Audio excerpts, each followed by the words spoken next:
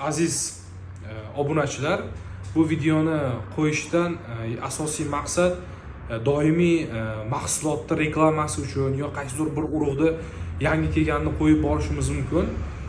Endi hozir bu videoni olishdan asosiy maqsad bugungi kunda o'zimizda guvohi bo'lyapmizki, eshityapmiz, juda ko'plab sahar yoki diabet kasalliklari rivojlanib boryapti, yo boshqa kasalliklar, jigar kasalliklari rivojlanyapti, qon bosimi, har qanday bu kasalliklar rivojlanib boryapti.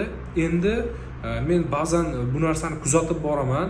Tanish doktor akalarim yoki ma'lum bir do'stlarim bor, ular bilan suhbat asosida shu narsani bildimki, eng asosiy inson organizmi uchun biz qabul qilayotgan mahsulotlar, iste'mol qilayotgan narsalarimizda kimyoviy va shakarli mahsulotlar juda ko'payib ketyapti.